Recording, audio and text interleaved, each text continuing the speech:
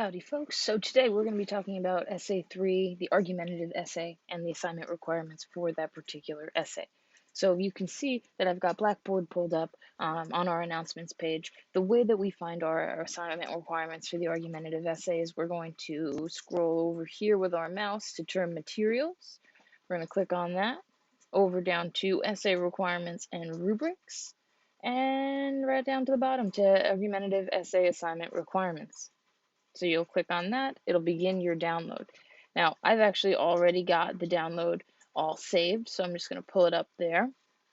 Okay, so you can see that we have our argumentative essay draft due on April 22nd and the final draft due on the 26th.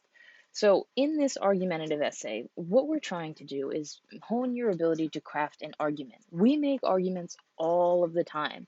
If you tell someone, no, I don't want to go take the dogs for a walk right now because it's raining and they never actually go to the bathroom in the rain, that's an argument, right? You've taken a position on something and you have identified why you believe that position is valid.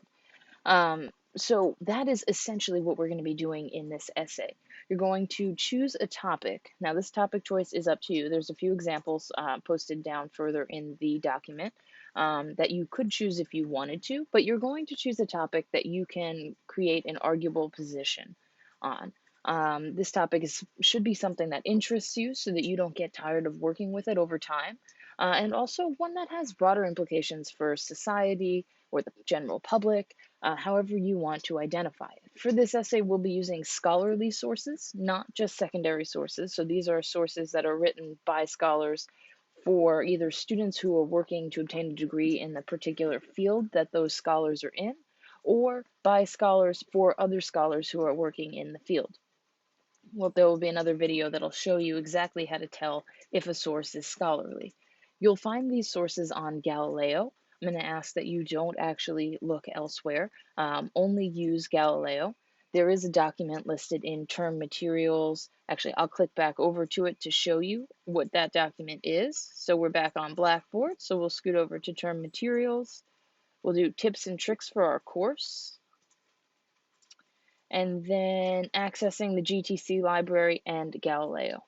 Okay, that document will tell you how to access Galileo for your English 1101 course. There's also some tips in research tips as far as how you can generate keywords and things like that for searches.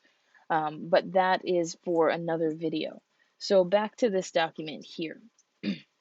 This argumentative essay is going to ask that you create a document, an argument that is backed up by your sources. You are in charge. I want you to create your argument, you to establish your position and why you think this position is the right one. And I want you to use your sources to back up your ideas. I don't want you to fall into the trap that a lot of people do, which is that, you say, well, these scholars, they've done a lot of work in the field. I know they know what they're talking about. So I don't know why my position is valid. It is because you're doing the research, you're understanding nuance in the particular, in the particular field that you're talking about, and you are creating an argument based on that understanding. So you have that knowledge. Don't sell yourself short. In this particular essay, your argument is going to contain a counter argument.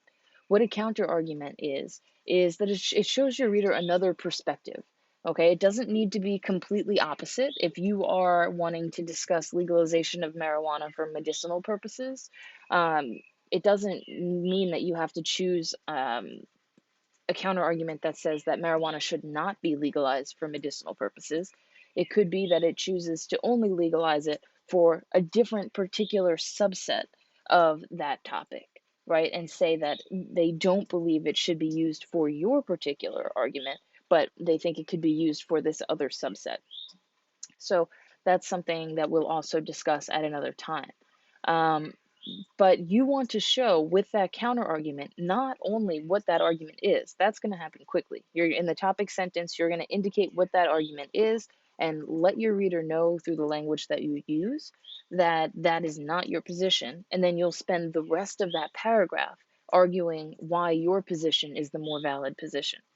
Okay, that's going to be the last sentence of your, or the last paragraph of your body paragraphs.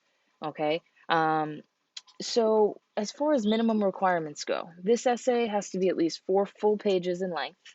Okay, meaning 1 page, 2 full page, 3 full page, 4 full page, then your works cited page. Okay, don't count your works cited page in that 4-page length. Okay, you also have to use at least 3 scholarly sources for this essay, and your essay must use at least 2 pieces of evidence along with explanations per body paragraph to convince your reader of your overall argument.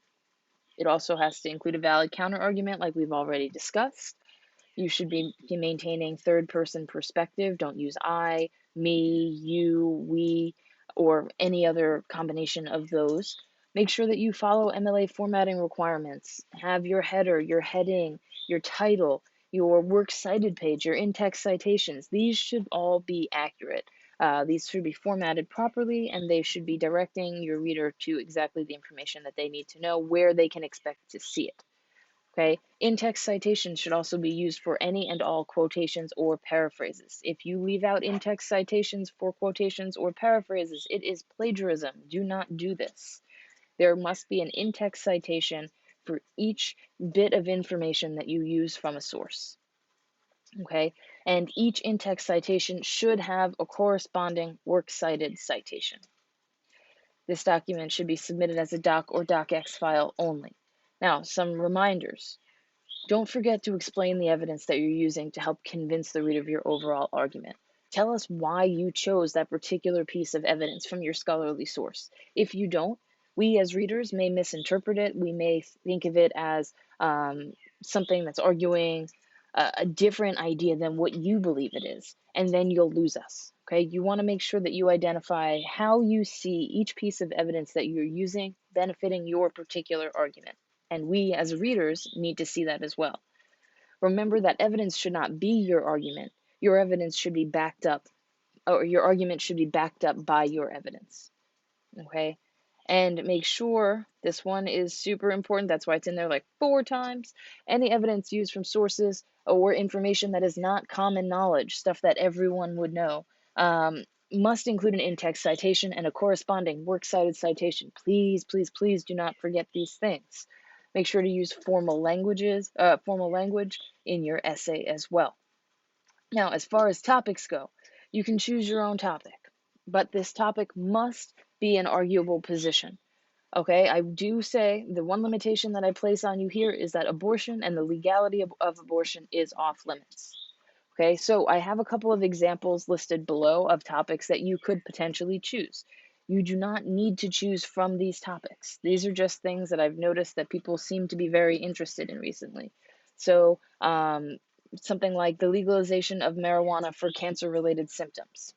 Okay, now notice that it's not just legalization of marijuana, right? It's legalization of marijuana for a particular purpose, right? That particular purpose narrows your ideas enough so that you don't need to write volumes on this particular topic.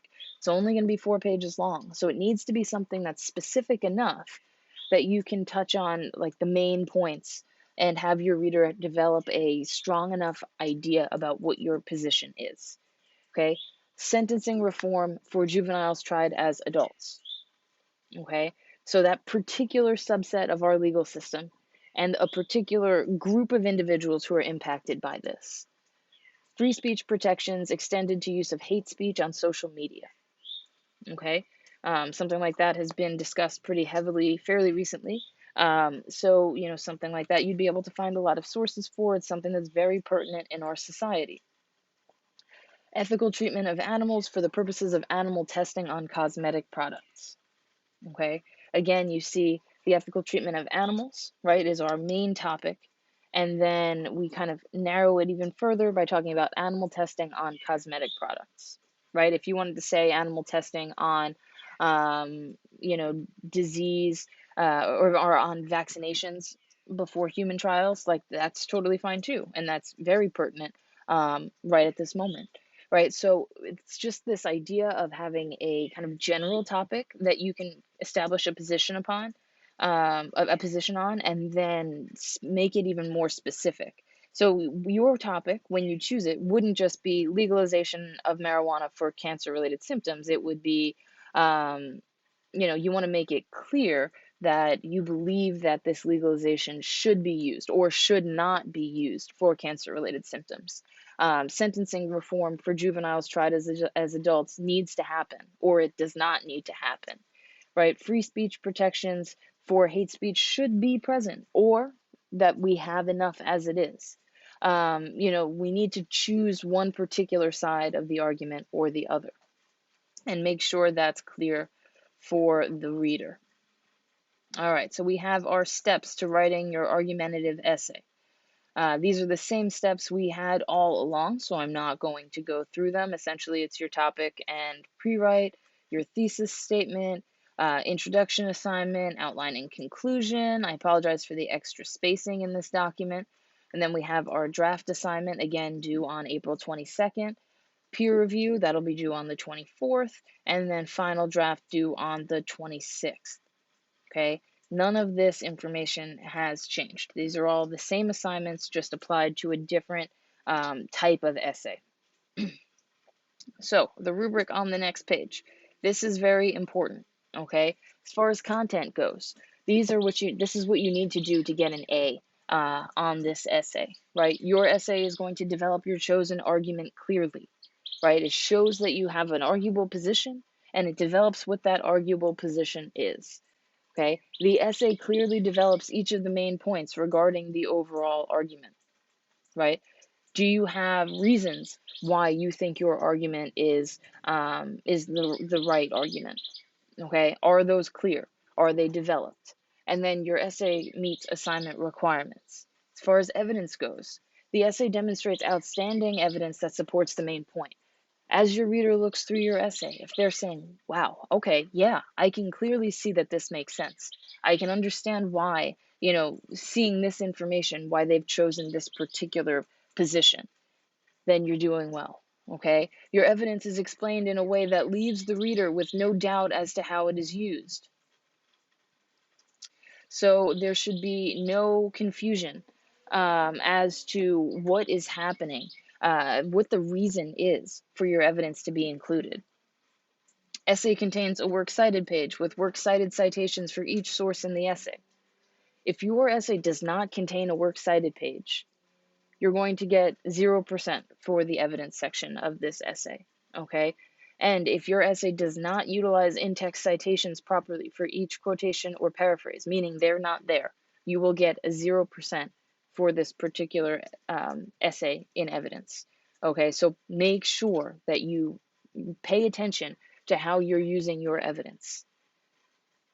Also, you want to make sure that your essay utilizes in-text citations for each quotation or paraphrase. I already said that, but it's important. Please do not forget. Now, as far as organization goes, essay has a clearly established thesis statement that specifically indicates the overall argument and the main points, or those forecast elements that the essay will discuss. Then, so essentially, is the thesis statement present? Is it clear for the reader? Does it tell the reader how you're going to argue your position? Then we have essay uses clearly written topic sentences that connect explicitly to the thesis statement. Can the reader see that the points that you're making in your topic sentences are the same as the points that are present in the thesis? If so, awesome. If not, well, we need to rethink that, okay? Paragraph order and order of main points in the thesis statement match. Does everything in the essay work together to prove that thesis statement in the same order that you identified it? And does that paragraph order that you chose in the thesis statement make sense? Also, the paragraphs, do they develop only the information present in the topic sentences, or do they deviate? Do they start talking about other things? Make sure your paragraphs are focused. Make sure they don't start discussing other information that might be cool but doesn't really seem to fit elsewhere. If it doesn't fit in your topic sentences idea as to how you're going to attempt to prove your position in this way, then don't put it there, okay? Now, as far as delivery goes, your essay only uses third person. Sentence structure varies throughout the essay and provides a dynamic reading experience. Word choice enhances the essay overall, right? This is also where the quotation sandwich comes in, okay? And, in that part about sentence structure. Are you, introducing your quotations, identifying what those quotations are? Are you doing that effectively? Do your quotations fit in with the language of your the sentence that it's enclosed in? And then MLA formatting. Essay perfectly complies with MLA formatting requirements for papers as found in term materials, tips and tricks for our course, writing tips, formatting a paper in MLA, that's the name of the document, formatting a works cited page, and citing different kinds of sources. So each of the things in these three documents should be assessed in terms of your essay before you submit your draft or final draft. Okay. So that is the argumentative essay assignment requirements and rubric. If you have any questions, if anything remains unclear to you, please reach out. You'll see other videos about this coming within the next couple of days. So if you need anything, please let me know until then.